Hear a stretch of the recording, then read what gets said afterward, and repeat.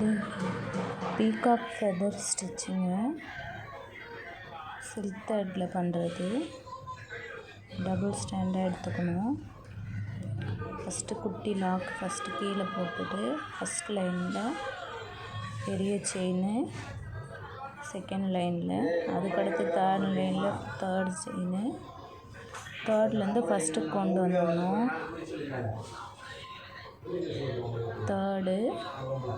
தேர்ட்லேருந்து ஃபஸ்ட்டுக்கு கொண்டு போயிடணும்.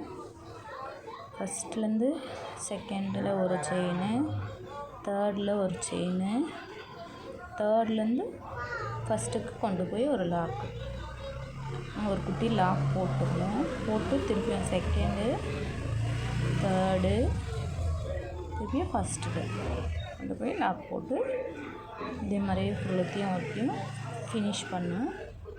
Peacock feather stitch இது பேர்.